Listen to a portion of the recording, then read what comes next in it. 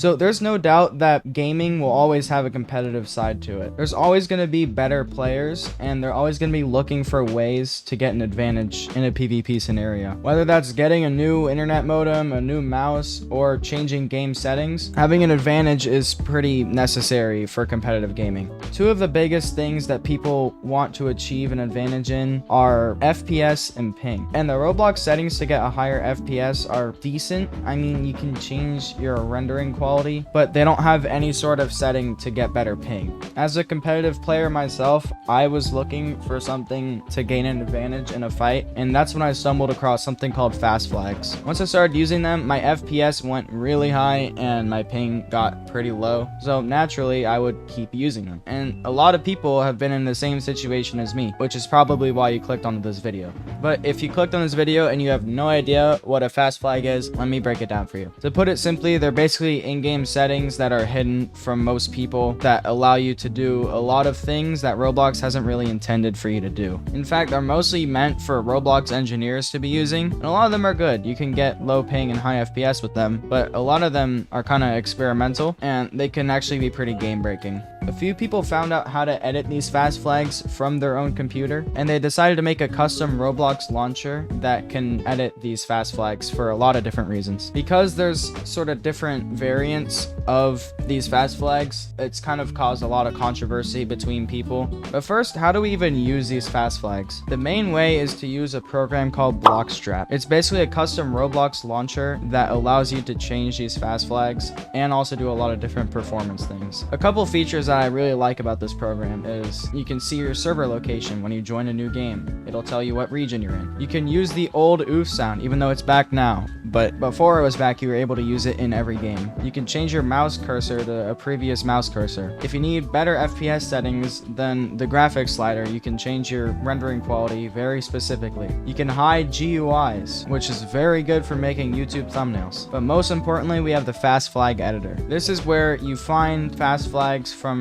anywhere on the internet, and basically you can access all these hidden settings and you can get way better ping. If you're wondering, the main download area is in their GitHub page and also blockstraplabs.com. There's a lot of sites that are pretending to be Blockstrap, but they're just viruses, so just be careful where you download it if you do decide to download it. But one of the biggest points in controversy with these fast flags is how I mentioned before, how there's good and bad fast flags. The good fast flags are ones that just lower your ping and get you high FPS, like all these videos. They give you a lot of fast flags that are just meant to actually give you a genuine performance boost. But there's also people who use them for reasons like this, where you can just straight up cheat and no clip through walls, or have fake lag, or just wall hop without even trying, or wall glide. And because people see other players using these fast flags to gain all these weird advantages, they've been kind of labeled by a lot of people as exploits, which fast flags as a whole are not an exploit. They're simply settings that you're not meant to touch. Now you might be asking, well, if some of them are bad and some of them are good, how can all of them be fair? Someone could just use an unfair one. But for that, Roblox has actually been taking action against these bad fast flags. If someone is using them for an unfair advantage and they realize, they'll not allow you to edit it anymore. But the issue is that it's kind of hard to continuously ban these fast flags over and over again once a new one pops up. So Roblox does have a plan to eventually create a giant whitelist for the quote-unquote good fast flags, and they're hoping to actually make them into client settings in the future, so you don't need programs like Blockstrap to use them. But we all know that's going to take a while to happen. And a side note, there's been misinformation going around where all fast flags are being removed, but this is not true. They're just working towards an allow list for the good fast flags, and they're going to be banning a lot of the bad fast flags. Another talking point in the argument could be that some people even see the good fast flags as unfair, because some people think that like a high ping player using fast flags to get a low ping is not necessarily fair. I personally don't see how that's not fair, because in my mind, it's like the high ping player is just being able to fight back against a low ping player.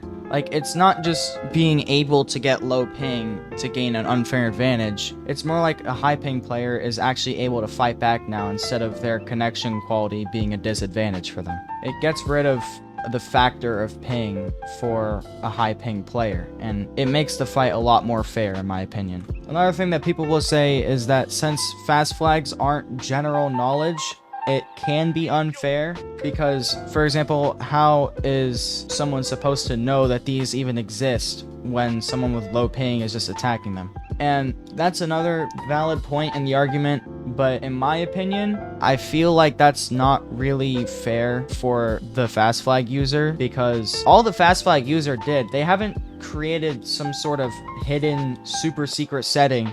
Like, all they did was just do some research and figure out how to gain an advantage, and then they utilize that advantage. Just because you don't know about the advantage doesn't make it unfair. I think, honestly, it's more of just a point of you should do some research. It's not unfair if you don't know about something because you haven't done the research. In my opinion, that just feels like a lack of wanting to find an advantage rather than an unfair fight. Another thing is that the line between being fair and unfair isn't really solid. Like, for example, someone could say, oh, you can have 60 FPS but not 240 FPS. Well, how do you make that decision? It's just an arbitrary number. Where I stand on this whole thing is that I think that fast flags are just a tool that can be used to gain a fair advantage. As long as you're using just the good fast flags, I don't really see a problem with them. I think they make the fight fair for everyone because everyone can be on the same ping.